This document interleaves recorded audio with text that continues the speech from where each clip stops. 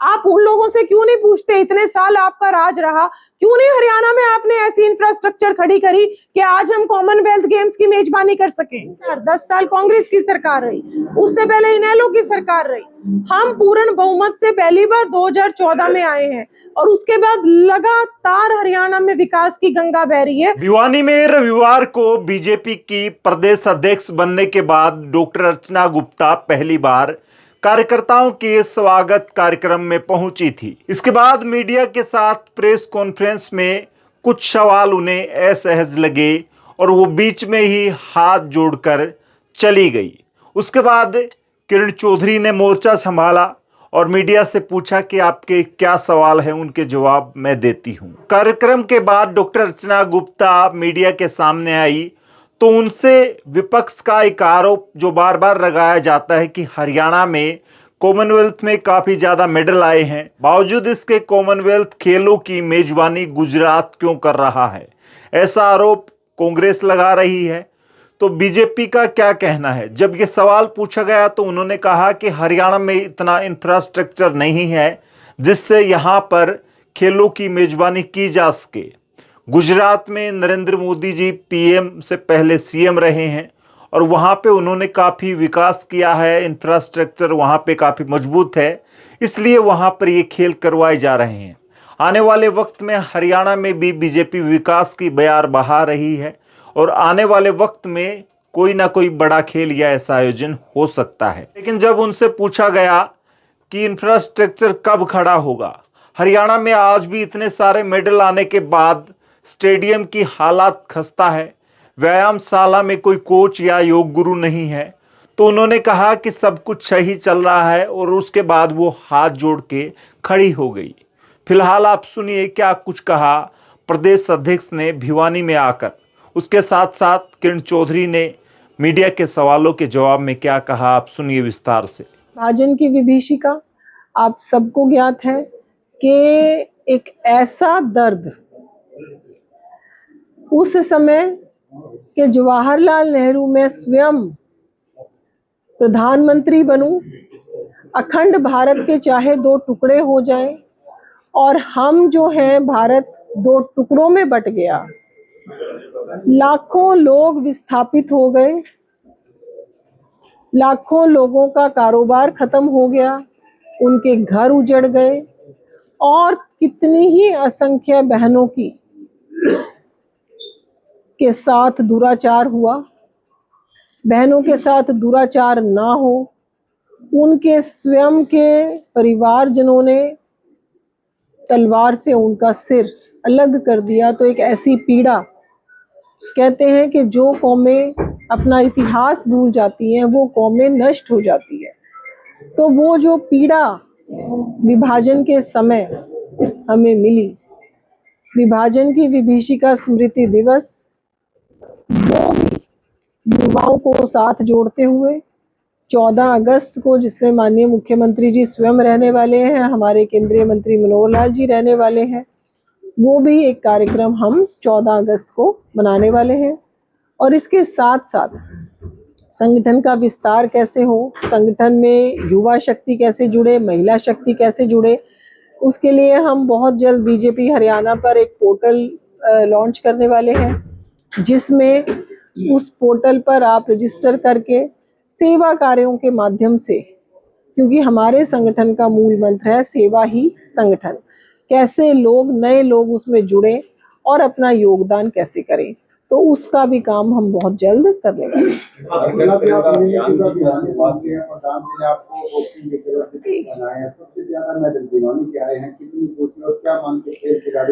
देखिए कि बिल्कुल सरकार हमारी कर रही है। हमारे जो प्रदेश के मुख्यमंत्री हैं, चाहे हमारे देश के प्रधानमंत्री हैं, लगातार खिलाड़ियों के साथ खड़े हैं। कांग्रेस का शासन था तो आप देखते थे कि किस तरीके से खिलाड़ियों की बात नहीं सुनी जाती थी। आज हमारा सबसे बड़ा काम कि हर गांव में व्यायामशाला, हर गांव में व्यायामशाला देने का काम हमारे मुख्यमंत्री ने किया। उन व्यायामशालाओं में साथ में योग के शिक्षक भी हों, क्योंकि जब खिलाड़ी तन से और मन से, मस्तिष्क से भी स्ट्रांग रहता है तो उसकी परफॉर्मेंस बेटर होती है। हमारे हरियाणा खिलाड़ियों का प्रदेश है और हमारे खिलाड़ियों ने हरियाणा को विश्व के मानचित्र पर लाकर खड़ा किया है। हरियाणा का गौरव हमारे प्रदेश के खिलाड़ियों ने बढ़ाया है और उन खिलाड़ियों के साथ हमारी सरकार, चाहे केंद्र की है चाहे प्रदेश की है, बहुत मजबूती के साथ खड़ी हुई है। स्टेडियम्स का जो है वो निर्माण हो रहा है, स्टेडियम्स में ट्रैक बने उसका काम हो रहा है और लगातार हमारी सरकार जो है वो खिलाड़ियों के साथ खड़ी है। लगा रही है कि खिलाड़ी जो है वो हरियाणा के जीतते हैं और योजना या गुजरात में तैयारी की। देखिए, कॉमनवेल्थ गेम्स अगर भारत में आते हैं तो वो पूरे के, अगर कोई नेशनल इवेंट हम अपने देश में ऑर्गेनाइज करते हैं तो वो पूरे के पूरे देश के लिए गौरव होता है। जिस भी प्रदेश में उस तरीके के, उस स्तर के खेलों का आयोजन करने के लिए मूलभूत सुविधाएं उपलब्ध हैं।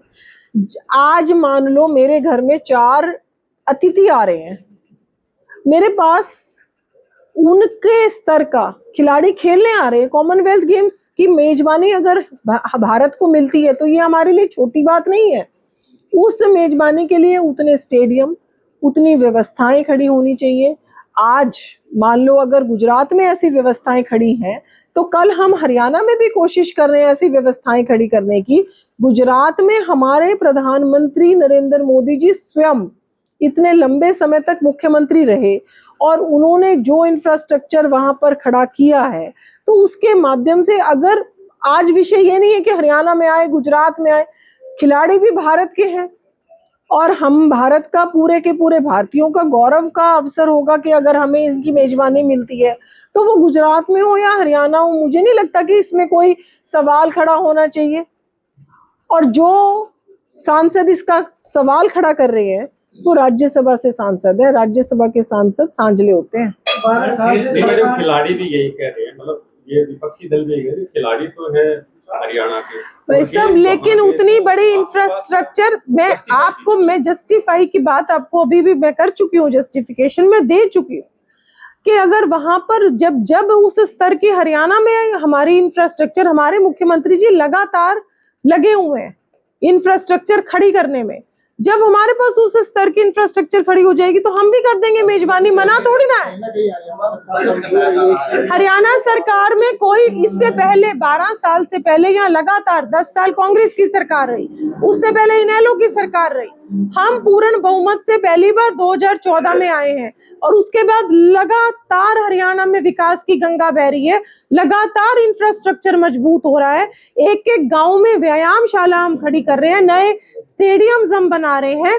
तो लेकिन इतनी बड़ी जो इंफ्रास्ट्रक्चर है उसको खड़ा करने में समय लगता है। आप उन लोगों से क्यों नहीं पूछते, इतने साल आपका राज रहा, क्यों नहीं हरियाणा में आपने ऐसी इंफ्रास्ट्रक्चर खड़ी करी कि आज हम कॉमनवेल्थ गेम्स की मेजबानी कर सकें? 12 साल से जो कह रहे हैं उन्हीं से पूछ लीजिए। 12 साल से आपकी सरकार है, व्यायामशालाएं खराब हो चुकी हैं, स्टेडियम खराब हो चुके हैं।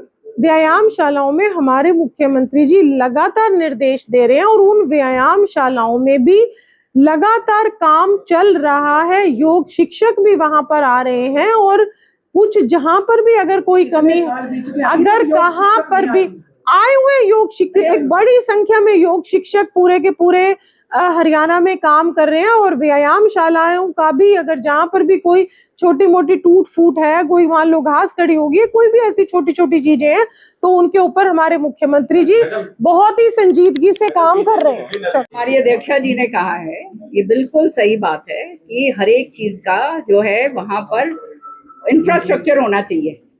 अब इंफ्रास्ट्रक्चर जो है यहाँ पे जब लाने की बात हम करा करते थे तो किसी ने आने नहीं दिया कांग्रेस में। आप जानते हो, यहाँ तो सड़क का ही जो है, सड़क की श्रुति बनाना चाहती थी तो वही थेपलियां लगी हुई सड़क थी, कलानौर से आगे जब निकलते थे तो वो इंफ्रास्ट्रक्चर बनाने में समय लगता है।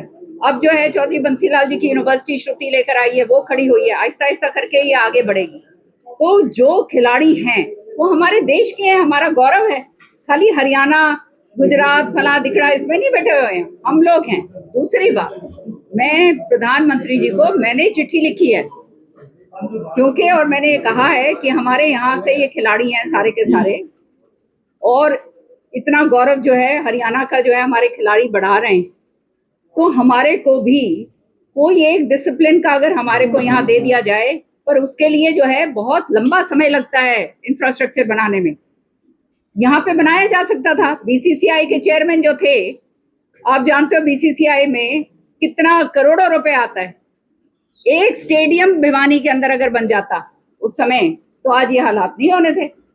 स्टेडियम नहीं बनाया, कहाँ जाके बनाया?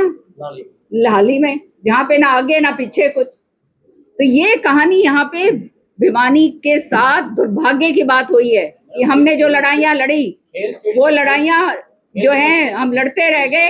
जबरदस्ती ये ले आओ, ये ले आओ, ये ले आओ। भिवानी के लिए हमेशा आवाज उठाते हैं। और अब ये भी बात जो है मैंने आगे कही है कि एक स्पोर्ट्स का जो है यहाँ पे बंसीलाल यूनिवर्सिटी के अंदर जो है इसका कुछ ना कुछ जीर्णोद्धार इस तरह से करा जाए कि आने वाले समय में कोई भी हो सकता है 4 साल बाद ये जो हमारी एक कॉमनवेल्थ गेम्स आ रही हैं, ये जो है गेम्स जो है हमारी शायद एक कोई डिसिप्लिन हमारे यहाँ पर भी हो सके। तो ये देखने की बात है अगर उस समय तक, क्योंकि इंफ्रास्ट्रक्चर तैयार करने में समय बहुत लगता है, और आप जानते हो प्रधानमंत्री जी तो युवाओं के लिए बिल्कुल तत्पर रहते हैं। भिवानी में भी कोई स्पोर्ट्स यूनिवर्सिटी की मांग है।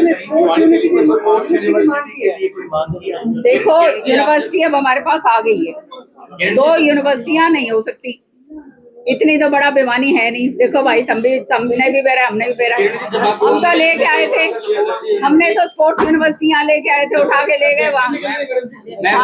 हाँ, अब जाओ, है ना? तो ये कहानी जो है ना, ये कहानी उस समय बनानी चाहिए थी, और ये चीजें लगती हैं 20-20 साल इनको तैयार करने में। जब टाइम होता है तब नहीं तैयार होती, तो फिर आने वाले समय में ये होता है। लेकिन हमारे हिंदुस्तान के लिए बहुत बड़ा गर्व की बात है कि अगर हम ये होस्ट कर पाएंगे कॉमनवेल्थ गेम्स, मतलब हमारा देश पूरे विदेश के अंदर मानचित्र के ऊपर आएगा। मैं तो सारी जगह गई हुई हूँ, बीजिंग ओलंपिक्स में मैं गई हूँ, बुसान में मैं गई हूँ, सियोल में मैं गई हूँ, जापान में गई हूँ, कैलिफोर्निया जो अमेरिका में हुई है वहां गई हूँ। मैं तो मंत्री थी जब विजेंदर जो है बॉक्सिंग का वो पहला लेकर आया था बुसान के अंदर। तो ये सारी चीजें आप चिंता मत करिए। जिस प्रकार से खिलाड़ी है घायल हो जाते तो कोई खिलाड़ी जब खेलते हैं तो कहीं ना कहीं वो इंजर्ड हो जाते हैं, तो वो उसके लिए जो है एक अलग से मेडिकल कॉलेज, क्योंकि अभी शुरुआत आपने देखा कितने सालों बाद शुरू हुआ, यहाँ पे भी एक डिसिप्लिन इस तरह से रखा जाए कि हमारी स्पेशलिटी जो है हमारी खिलाड़ियों के लिए इस मेडिकल कॉलेज के अंदर भी आए। इसके लिए भी लिख चुकी हूँ मैं, इसकी भी आवाज मैंने उठाई है, समझ रहे हो ना? तो आपका जो है बोलने के बिना आपकी बात जो है भिवानी की हम उठाते रहते हैं। भाई भिवानी हमारा घर है, और मेरा तो दिल नहीं धड़के कि सबके मैं भिवानी ले आऊं।